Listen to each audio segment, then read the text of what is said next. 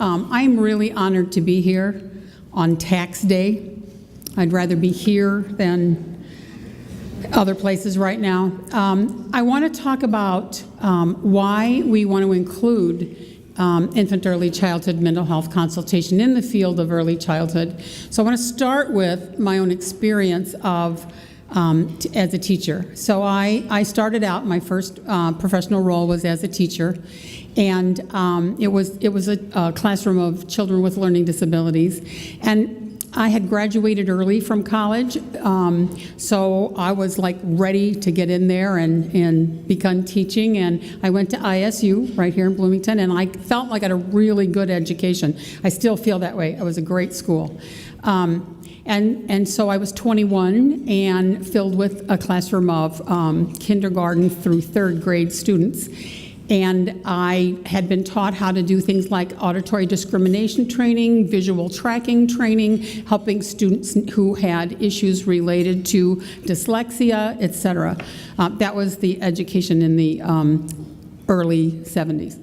So I got into my classroom and found out that it's really, all my skills weren't going to do me any good if the kids couldn't sit still and couldn't listen and couldn't be a part of a conversation, hadn't learned how to maneuver their world. Their social and emotional skills were impacting and interfering with their ability to learn. And nowhere did I have help or resources on what to do. So as a very young educator, I just kind of made it up. And that's the truth. We started with, let's form a relationship. You know, I had a third grader who'd never learned to write his name, and yet he was above average intelligence. So what happened, right? What's going on here? So we just got close. We just started to work with each other, build confidence, learn how to do things together, and we made it, you know. And then 25 years later, someone's knocking on my door, and this little third grader, and I open the door, and here's this like 6'5" big strapping man, and he goes, "It's me."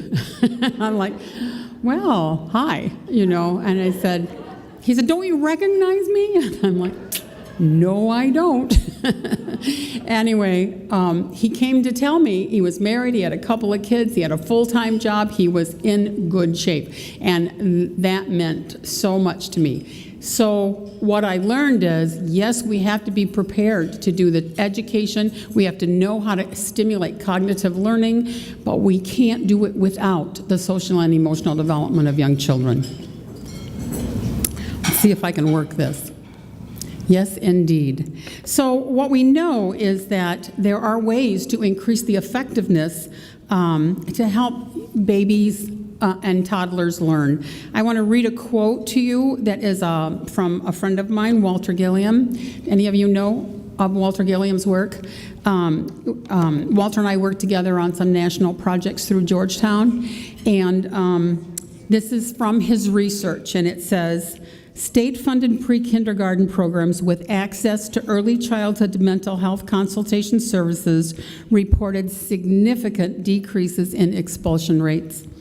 5.7 children per 1,000 compared to 10.8 children per 1,000 for programs with no consultation. That's a huge impact. So we're going to be talking today about what is it, and how do we do it, and how do I get it? So let's move on to what is it. This is what it's not. When I talk to people who aren't in our field and they say, "What do you do?" and I say, "Infant early childhood mental health consultation," I hear, "Those poor babies. What happens to a baby that they need therapy," right? So many times people just don't get what we do, but I think the people in this room do. What it really is an infant relates to people, and that's how they learn. So everything that we do is based on that relationship between that infant, that toddler, with the adults in their lives. So it is absolutely relationship based. And We heard Sheila talk last night about the real important need for self-regulation, to be able to regulate your emotions, because that's a huge factor in children's success. So infant early childhood is about helping those children to, mental health is about helping those children to learn to self-regulate and to explore their environment in a very safe way so that they can learn. All of that is done in a context of who's in their lives. So if it's a caregiver, wonderful. If it is in their education setting, wonderful. As I am going to talk today, I understand that we prepare the students that we work with for several different professions. Teaching is one, a teaching assistant is another, home visiting is one, and childcare is another. So we will talk about all of those settings. I work a lot in the home visiting world, so it might look a little more like home visiting, but we do the same things. Some of the real important things we need to know about infant early childhood mental health is that it is always relationship-based. And I think, as I was talking about education, I think everything we do is relationship-based. In fact, one of my favorite quotes is from James Comer, who says, "No significant learning occurs without a significant relationship." So our work is on those relationships and how they work and what happens and how we deal with them. And we want to make sure that we don't look at that infant all by themselves. Some of the people in our field think that there is no such thing as a baby, that babies are in relation to everyone and everything around them, their community, their environment, everything else. I don't necessarily go that far, but truly everything they learn is through relationships. So the work that we do has to be focused on who's around them and who's in their world. So as you train educators, you have to look at how they interact with others and the other people who are they reacting with as well. This is a very strength-based work, and it is something that we start off with very positive things. You can get to the tough things, but we focus on this in a very positive way. One of the things that we talked about last night, too, as someone asked questions, was, how can I help prepare this workforce to walk into some pretty stressful situations? One of those things is to make sure that we are self-aware, that we can reflect on issues, we can think about ourselves and how we react and respond to others, and that we can grow ourselves through reflective supervision, which we will talk about a little bit later. Because that's a big piece of how you can help the people that you are educating right now. And so the definition from Georgetown has a center on mental health, and it is a wonderful research tool for you, and it is has lots and lots of information related to children's mental health. But what they say about infant early childhood mental health consultation is that it is an indirect approach to taking a look at the problem behaviors that are occurring and to promote that social and emotional development, which is a part of the work that you already do. This is another tool to help make that happen. The other thing we know, and home visiting especially, or doulas who are a part of home visiting programs, is that it doesn't start after you're born, it starts before you're born. And so how that mother connects with her unborn child, or how the other people in that environment connect with that unborn child, is really essential, as is attachment. Attachment is something that makes a huge difference in the mental health of infants and then early childhood. So I'm going to give you just an example of how consultation has helped in areas like that. One of the programs that I work with in another, in a part of our state, we provide them with infant mental health consultation to their doula and their home visiting program. And there was a shooting, and while the mother was giving birth, the father was killed. And she immediately shut down, and she was unable to attach to that infant. She was just in such a grief place that she couldn't connect with that young man. And her home visitors, who have the relationship and the connection, we're unable to get her to move past it. And attachment is needed immediately and very important at the early stages of life. So the infant mental health consultant who worked with that home visitor went in, and honestly, he really did nothing more than say, "Oh, that must have been awful." And she started to cry, and she started to talk about it, and that was the beginning of the healing process. And then the home visitor, who does such an awesome job, could connect with her and help her through the rest of that. And that seems very simple, and it is very simple. It's just a way and a place to talk. So a lot of the work that we hope happens is in combination and is in partnership with the individuals who are serving the child already. There are so many things that we know about the brain, and there's so very little I know about it. But what I've learned over the years is that the way that our brain grows and develops is through interactions. When something happens, certain synapses connect, certain hormones are released, and it can go many different ways. So our experiences shape the way that our brain is developed, and including the ability to cope.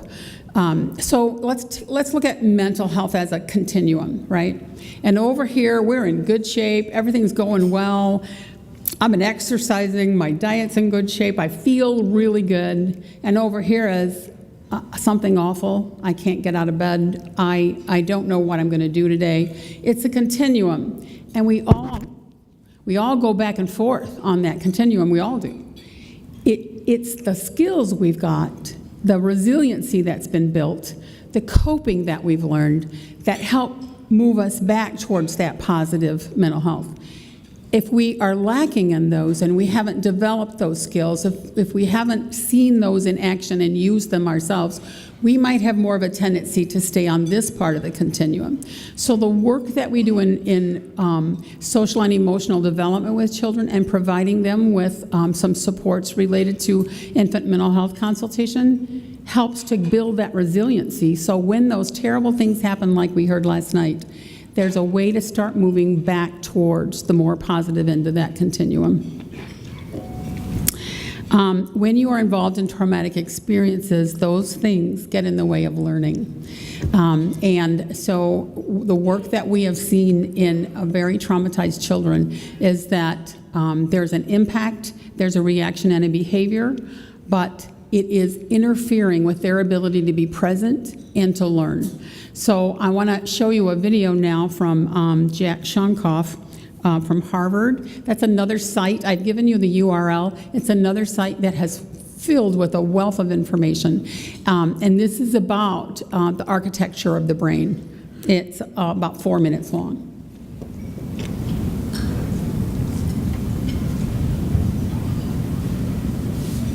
For just about all of the challenging social problems that our society and other societies face. What we're learning, not just from behavioral and developmental research, but also now from exciting developments in neuroscience and molecular biology, is how much early experience from birth, in fact, even before birth, how much this experience literally gets into our bodies and shapes our learning capacities, our behaviors, and our physical and mental health. The brain is basically built from the bottom up. First, the brain builds basic circuits that are responsible for basic skills, and then more complex circuits are built on top of those basic circuits as we develop more complex skills.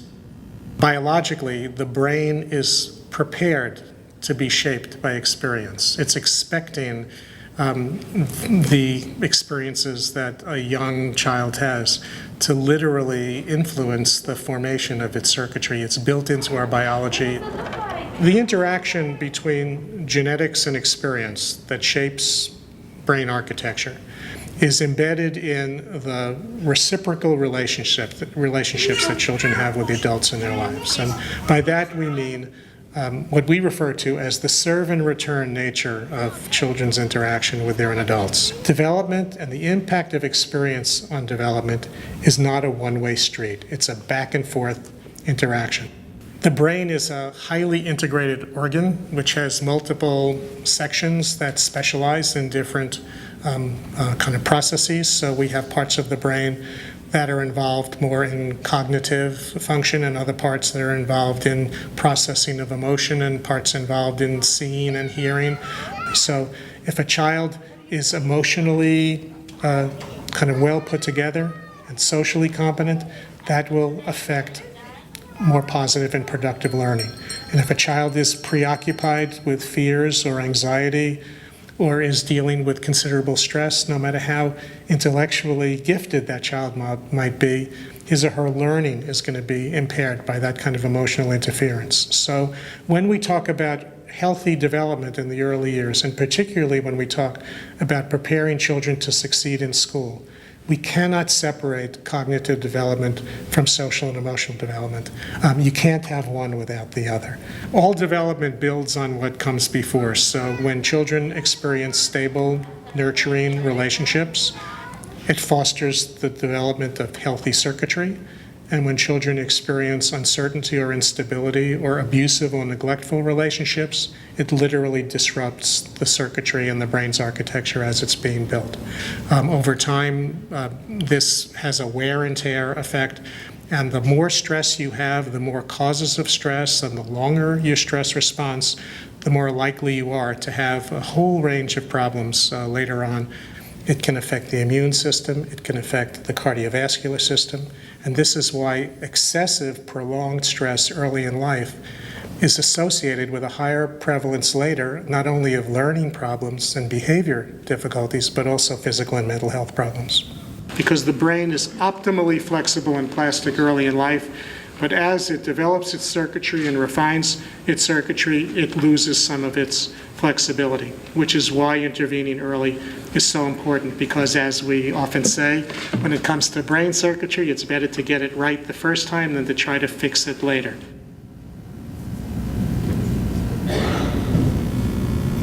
Thank you.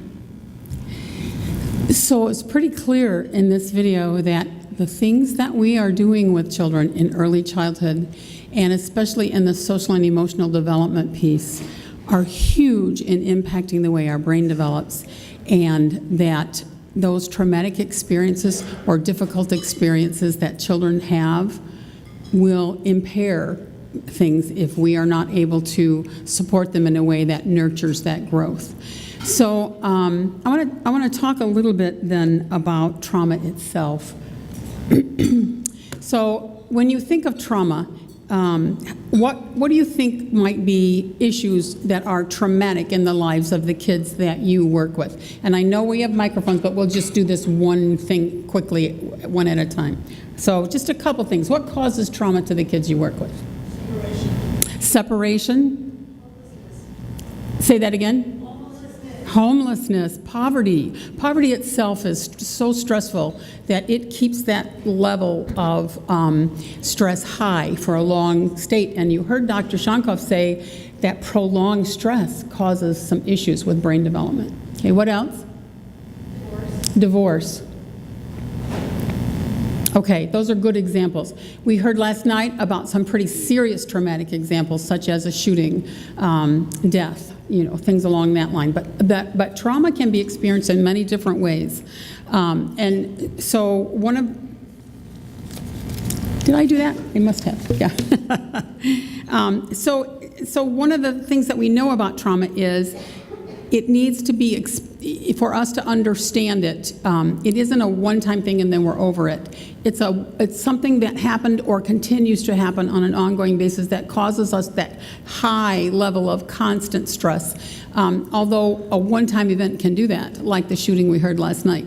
That stress is now elevated and affecting everyone who was a part of that for quite a while.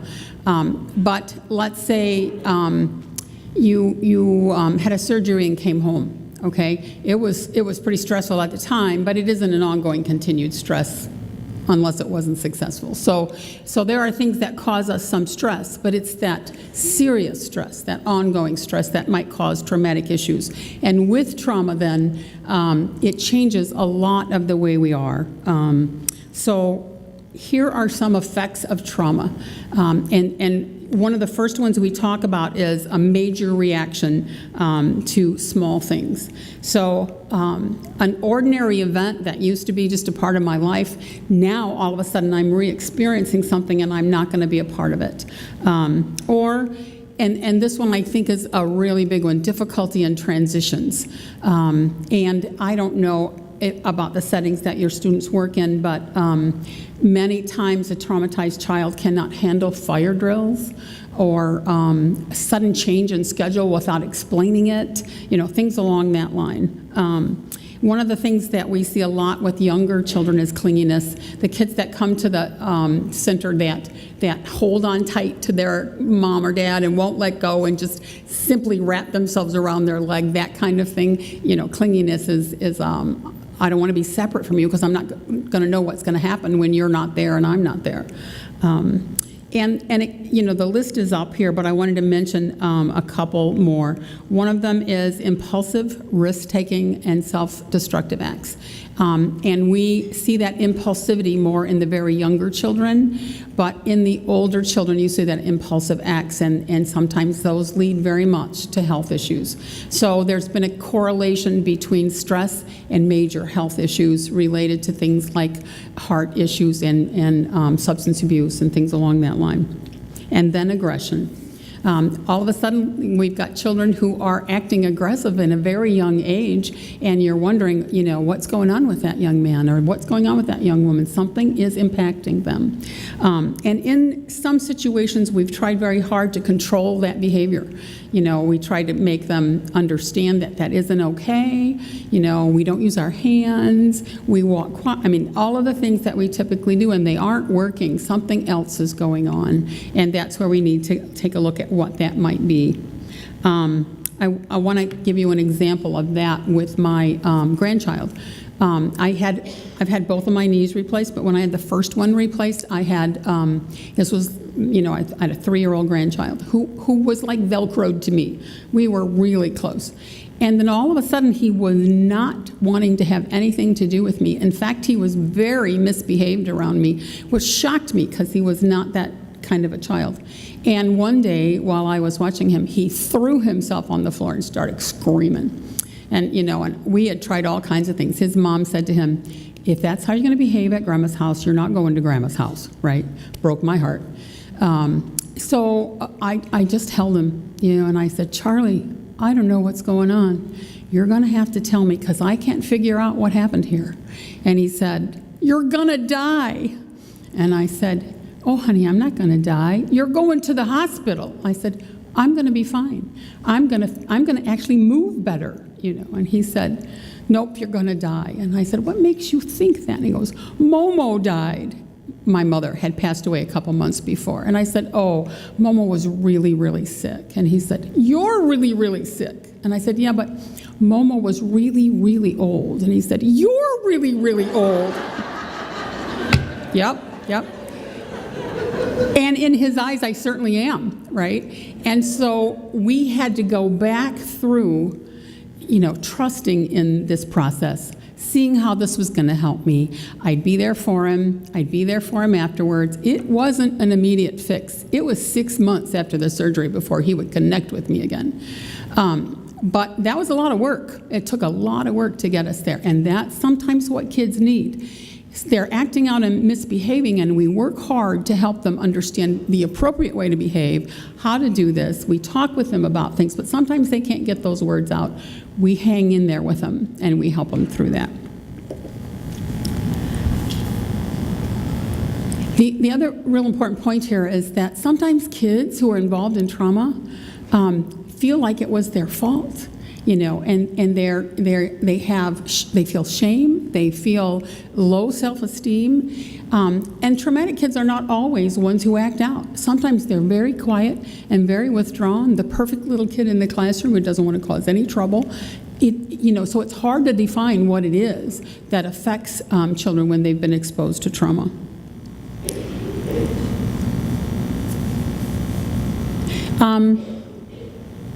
We sometimes also see this in physical ways. And one of the ways that I've seen kids exhibit this is they will say, oh, my stomach hurts, because many times we hold our emotions right here. You can't eat if you're nervous. I did not have lunch today for that very reason. They have difficulty regulating their emotions, and that's a very important piece of growth and development and a very important piece of learning as we're working with this group of kids. So a lot of the effects of trauma are very serious. And so I want to take us to the next video. There is the Illinois Children's Mental Health Partnership is involved in a collaborative relationship with the Illinois Childhood Trauma Coalition, and they just recently developed their website. It's in the last year, and we've been working on updating some of the materials. In fact, just last week, we're putting some new things in there, but they have 3 different stories that adults can use to work with kids who've been traumatized. They have lots of things on their website. It's called Look Through Their Eyes, and you have this in your PowerPoint. But the one I'm going to show you today, and we're only going to show a small clip of it because of time. I'm not going to show you the actual video for the child, because you'll see that broken into segments as the person talks about it. But it is one of the resources to support those videos, and this may be a wonderful tool for you or your teachers that in preparation would be able to use. It's from birth to 6 is typically the targeted audience. One of them is called The Clingy Thing, which is about children who cling and don't let go, and a lot of that has to do with some experiences they've had, possibly, not every time. And then the one we're going to look at is called Inside Out, where an emotional thing has happened and you keep it in, like Charlie. And the third one is for infants and what they experience and what they hear and how that impacts them as well. So we're going to show Dr. Kimberly Mann. Do some of you know her? From Chicago State. Well, she is going to walk us through, and we're just going to show half of this. She's going to walk us through one of the videos that parents can use or teachers can use, and then talk about. We'll stop. She's going to show a short segment and then talk about it. Okay?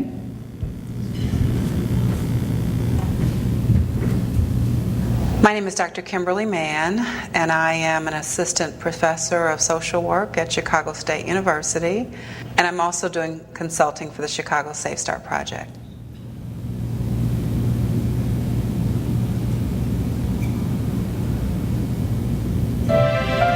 Eddie needed to talk. There was something inside him, and he couldn't get it out. It was a big thing.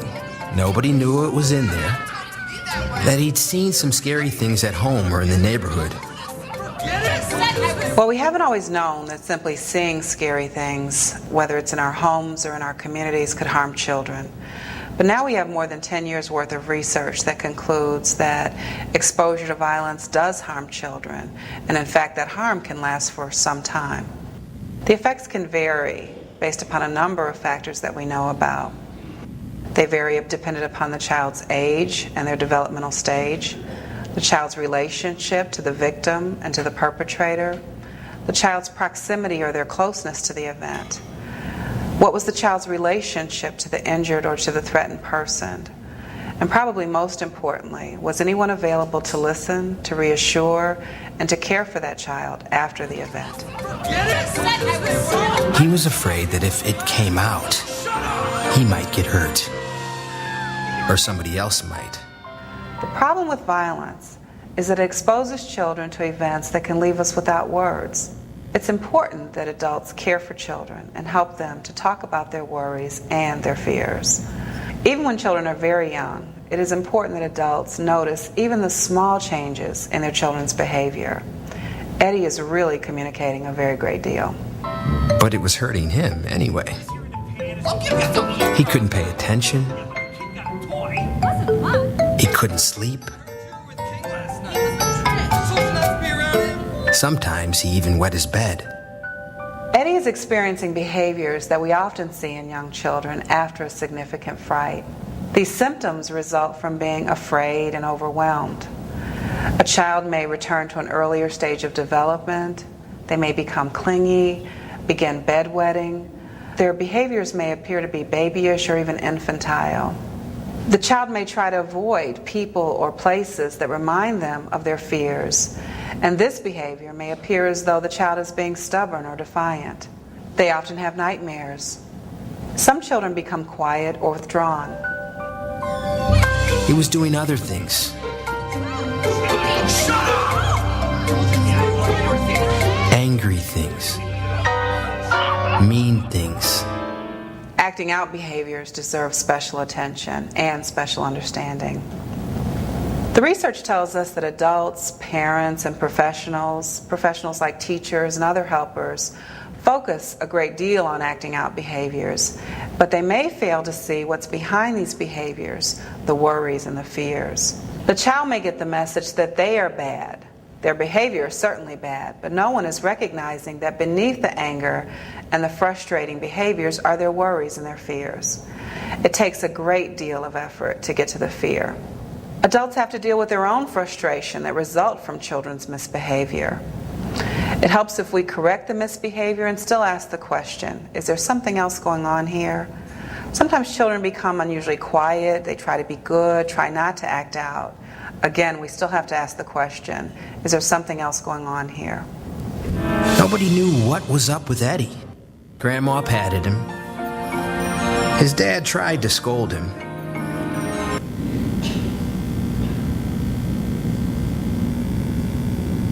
I'm so grateful for the person who's doing the technology. Yes?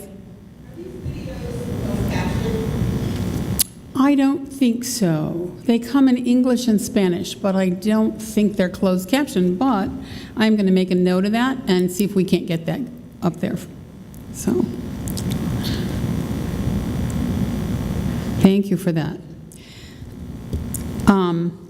So one of the things that we see as helpful is to talk about these things. So for about 6 or 7 minutes at your table, can you spend some time asking each other and talking about the traumatic effects that are identified that may impact the people that you are preparing for the workforce, and then how mental health consultation might be supportive to them? We would like to ask that there's one person at each table that kind of jots down your ideas and then leave them at the table, because we aren't going to be doing a full report out, but we would like to capture that information. So take about 6 minutes, and I'll give you a cue when we come back. Look at these questions and have a discussion, and someone jot down what those might be. All right, thank you.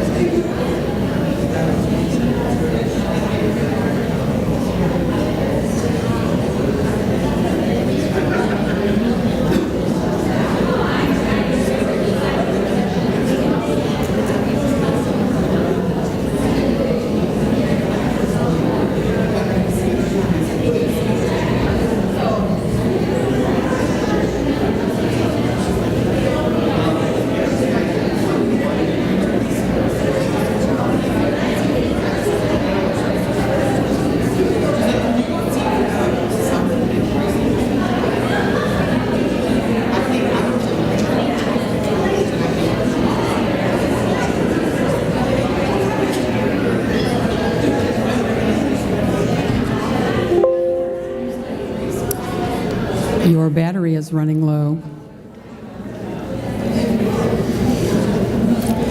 Okay, let's pull back. If you see my hand, please raise yours.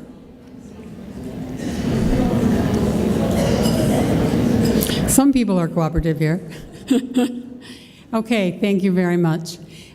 We aren't going to take time to have a conversation about what you had until the end when we will talk about questions, but please make sure what you jotted down stays at your table.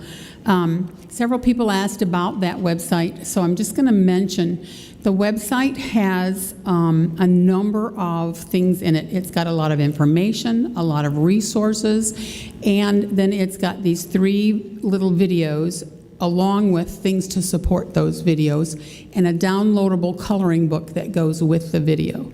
So it has lots of tools if there's someone who wants to use that.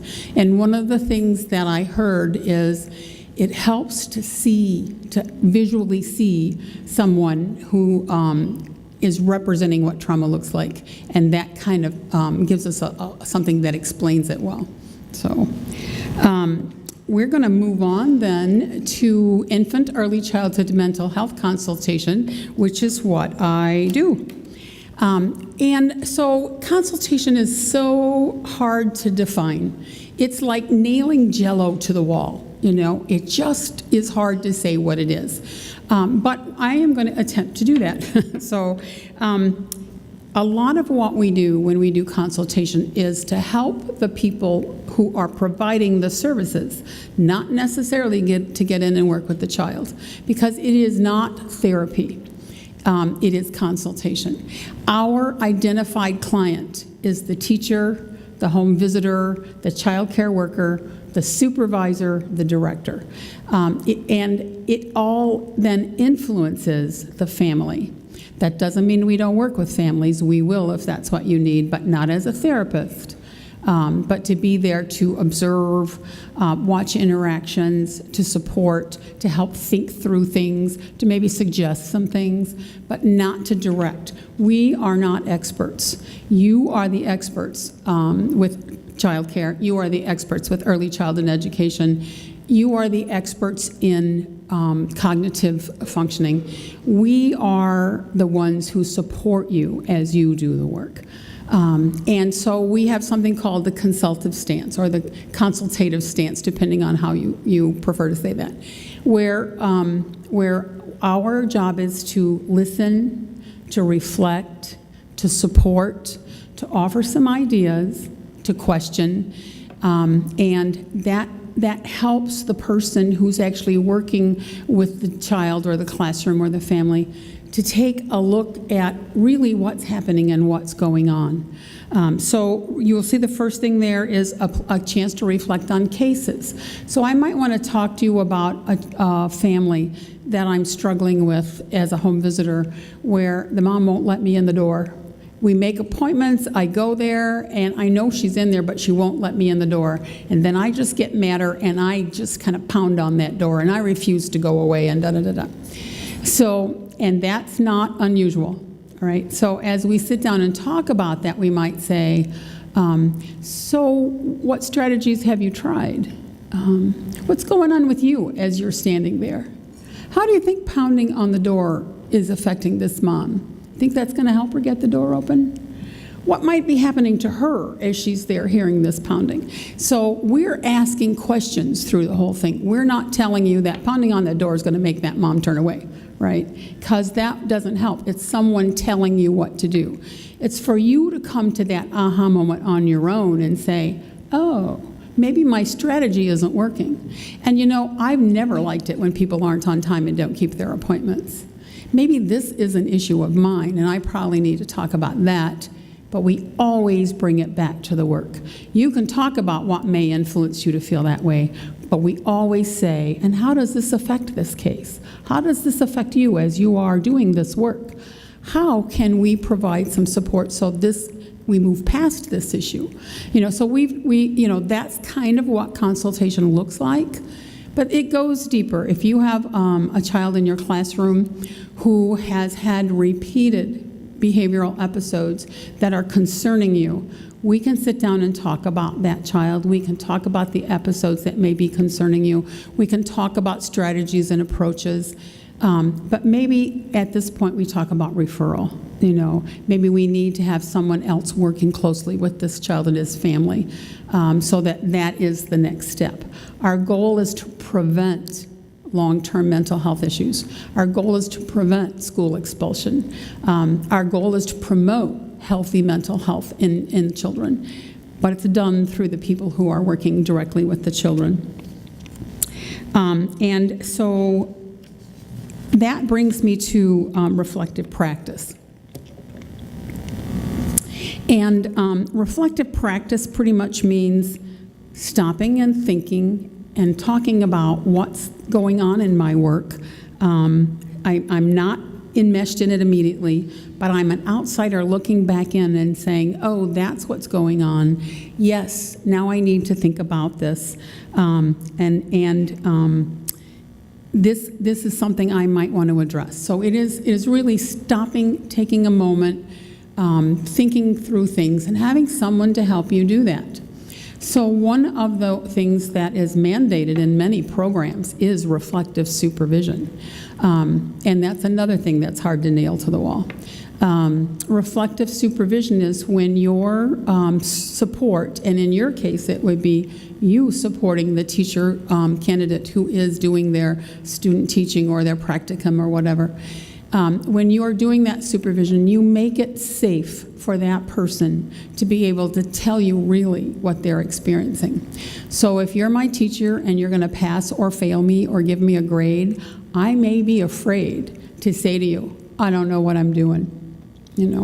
I'm in here and I'm a little worried that I don't know how to handle this behavior. But it needs to be said, because if I keep it quiet to myself and I don't talk with you about it, I don't learn or grow from it. So the way that we support those teacher candidates, those students in practicum, is to provide that opportunity for them and to use those words that kind of open up the conversation, like, I wonder what might have been happening when that student was tearing up someone else's papers. What might have been going on with them? I wonder what was going on with you when you interacted with him by scolding him. Is there a way that you might be able to get him to take a look at what might be going on? Another great term, and when we do consultation with programs like for over a year, I always go in and do site visits and I ask, what have you learned? How have you grown? What would you suggest? Those kind of things. Almost unanimously, I hear this one thing. I have words to use now when I find that some difficult things are going on. And this is my favorite one. Tell me more about that. Right? It's such a simple something, but it works all the time. So I don't want to ask a guiding or a leading question that says, were you worried? Because that's going to put that in that, and it can be yes or no. It is, tell me more about that. I think we use wondering and tell me more about that in early childhood all the time.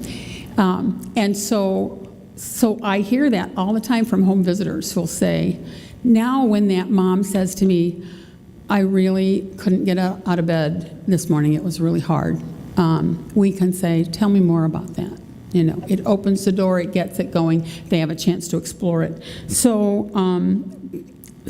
it is real important to be able to reflect and to have a place to reflect.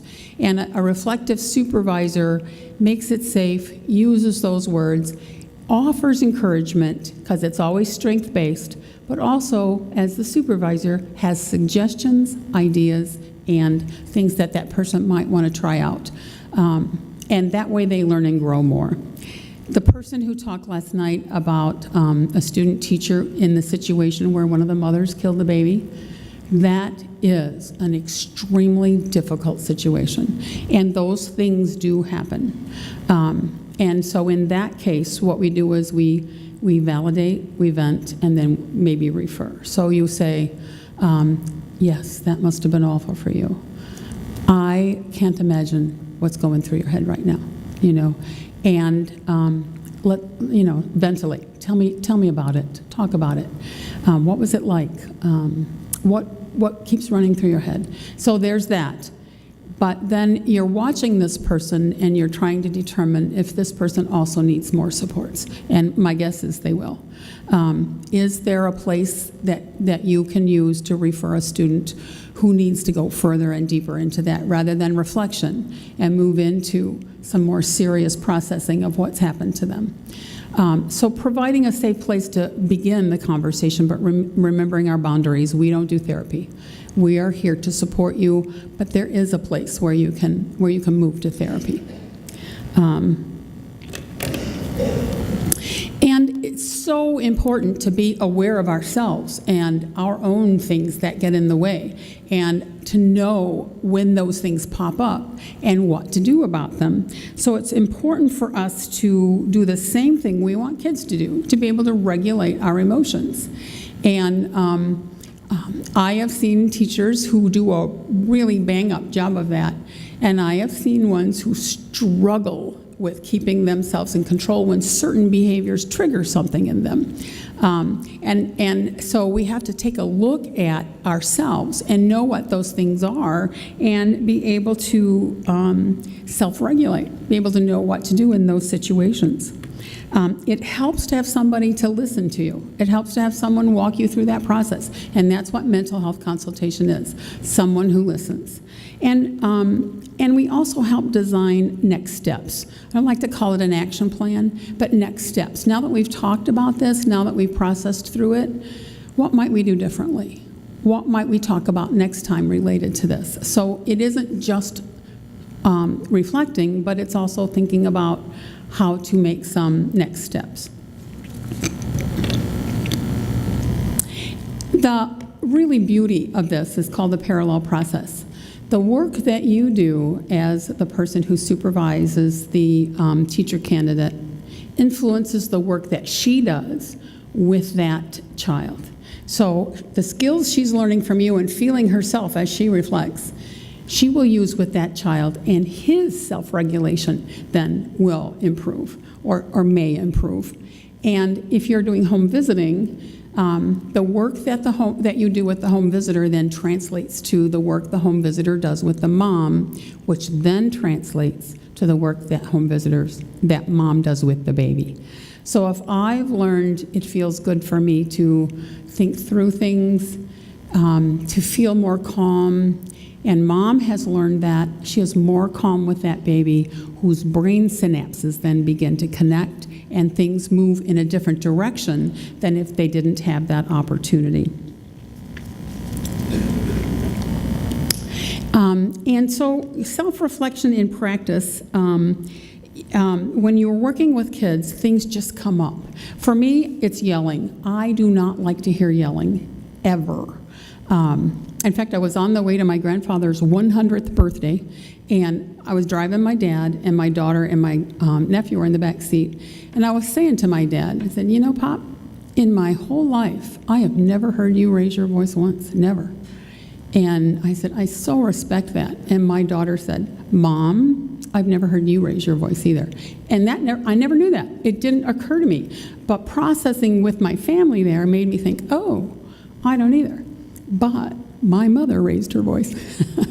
And that scared me. And I didn't want to scare anyone else. So if I'm in a situation and I hear someone yelling, I immediately crawl back into that little girl, and I don't want to hear it. I've worked and worked and worked over the years to be competent and capable and assertive enough to say, you know, I can't hear you when you talk like that. You're going to have to calm down because I just shut down. I've learned how to do that, and that's what we do with early childhood educators, whatever their issue is that arises when they see something. Some of them don't like snot. They're in the wrong job. Just saying, wrong job. But it's true. There are some people who are excessively clean and that bothers them, or home visitors who are terrified there might be lice in this home, right? We talk about those things. We process them. We talk about things you can do. There are things you can do. So whatever it is that comes up, you need to know yourself, and you need to be able to do something about that. And then what you look at is how your ability to do things and manage things and handle things totally affect the kids that you're working with.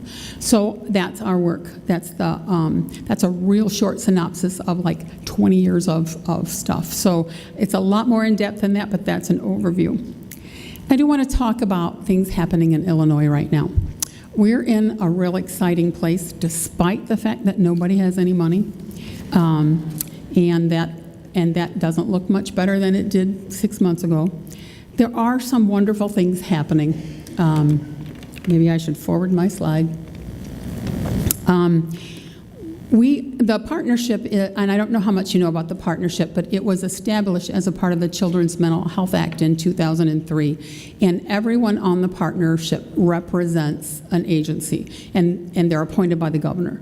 So the governor at the time said someone needs to be there from the Ounce of Prevention, somebody needs to be there from Erickson Institute, somebody needs to be there from DCFS, someone needs to be there from DMH, State Board of Education, and he listed, someone represents the Social Work Association, someone represents the Counselors Association, someone represents the Teacher Association. They sit on this partnership, and we work through committees. We don't have any money, and there are only 2 staff, and then I'm an independent contractor that works for them. And I contract with other places, but my major contract is with them. So we pull together representatives in a leadership team of all of those major components, including private work, through a funding source, through Harris Foundation and some other funders, to take a look at unifying our approach in the state of Illinois. Because mental health consultation is done differently in many different places. And we don't have someone can't identify what it is because we don't all have the same constructs. So I was a infant early childhood mental health consultation in Head Start. And Head Start's way of doing things has been handed down from the federal government. This is how you will do consultation. And it is 100% different than the way the partnership does consultation. Totally different. So we pulled all these people together to say, we want one unified model of consultation for our state. And that is what we're doing right now. And we are working to design and develop this model. That's my task. I'm coordinating this. And when we have this model defined, we will then pilot it, put it out, and do some research on it to see how effective this model is. And then once that's all done, the leadership team needs to take a look at how we embed this throughout all the child-serving systems in our state. That's a goal. That's where we'd like to go. Like I said, it's a goal. We're headed there. I don't know that we're there. There are some programs right now that already mandate consultation. I've listed some for you. EI has a social emotional development specialist. A little different way of doing things again. And then Head Start, like I said, always has them. McVie, the Maternal Infant Early Childhood Home Visiting Program, mandates it, and it all goes through the work that we do at the partnership. And we expand and expand and expand. It's just amazing how we keep growing doing that work. ISB programs, some of them have consultation. The latest grant that is out right now is for a technical assistance professional development grant. And a new component to that is that there would be infant early childhood mental health consultation supports provided to the consultants that will be in all of the programs. So that's another big force to move things forward.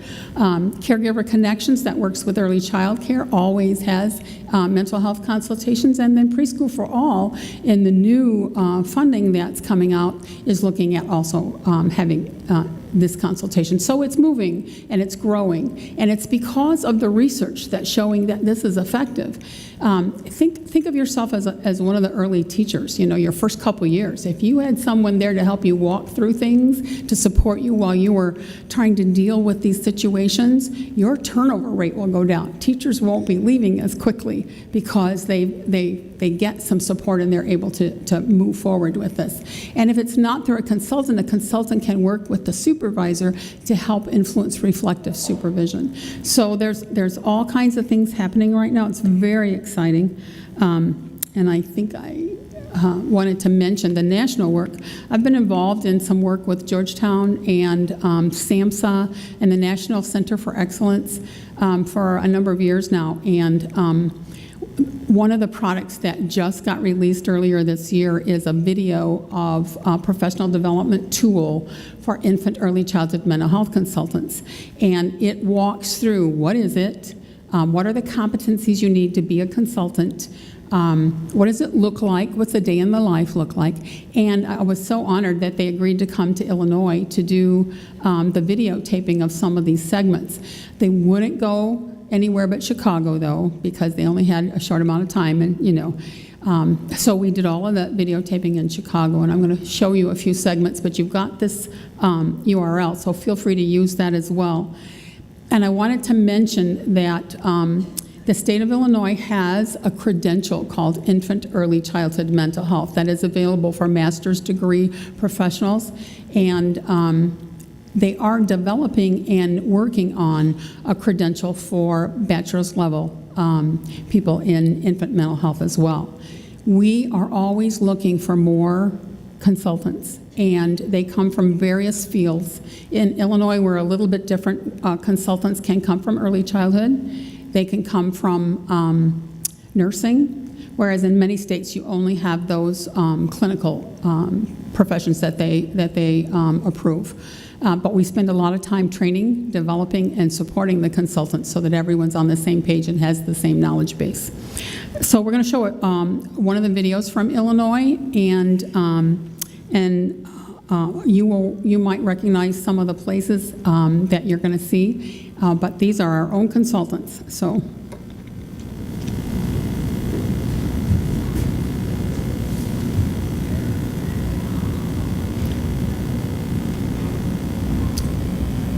There should be a little arrow at the bottom over here.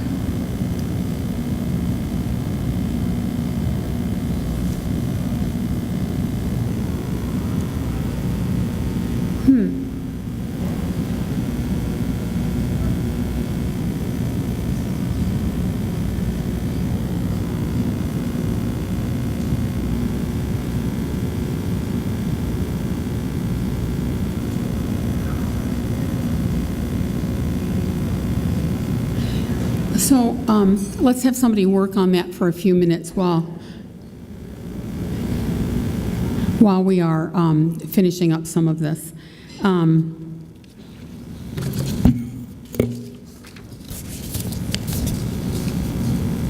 Maybe we're gonna relink. So let's spend a few minutes talking together about what you've heard so far and what questions you might have. So if we have people with microphones, they'll come to you to ask questions while we're trying to get this loaded. Okay? Does anyone have questions that they might have about this work? All right. It doesn't look like we have questions. Do you work with children over 6 years old? The infant early childhood mental health consultation goes birth to 8. I personally work with older kids, yeah, because another part of my work is with alternative education.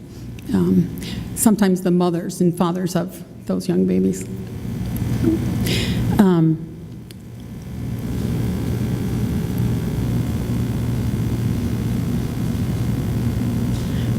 Well, it worked earlier. I'm sorry you won't get a chance to see this. What we'll do is you have the URL and you can use that yourself. I really highly recommend you look at it. Maybe we could just show the first page, the front page, so you can see what it looks like. If Google at the bottom.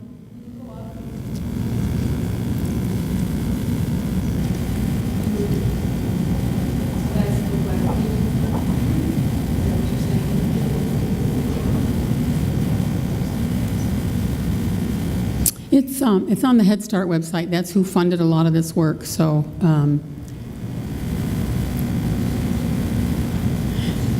All right. We're just going to have to pass on that one. We're not going to have enough time to do it. So I want you to know, though, when you go into that, you'll see a screen that has lots of different bubbles on it. And those bubbles are, there are little informational buttons that take you into different things. So there's one on roles, there's one on culture, there's one on systems, and they all kind of talk about different aspects. But the really cool piece of this website is that there's a place where you experience the day, and then you talk about how you would handle a situation, and you choose one of these settings, and then whichever one you choose, it talks to you about when you chose that one. Here's the information related to it, and then here's resources to connect to that. It might have been a good answer, but there is a better one. Try this, and then you go to the second answer, and it does the same thing. So you're watching videos, you're seeing other people do the work, and then you're going through and practicing it yourself. It is a really healthy tool, and it's full of resources and very in-depth. So if you have a chance to explore that and maybe share it with the people that you teach, it would be, an awesome experience, I think, for people to see it. And as I was saying, we're always looking for new consultants. I especially would love to have consultants that speak a number of languages, consultants from many different cultures. It is so beneficial sometimes for people who are from a different country and to have someone else who's had that experience. It's just a nice connection. We can't provide it all the time, but we can provide it as often as we can. We are all over the state. And we are looking to continue to grow that through this national work, which is saying the new field of early childhood education is very focused on having this be a piece of what's happening.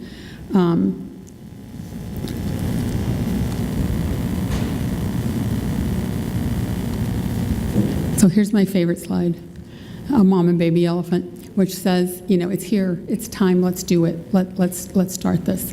I don't know if you have my contact information or not, but you can find me on the website of the Illinois Children's Mental Health Partnership. If you have any questions, if you need anything, let me know, and I'd be more than happy to assist you or your students.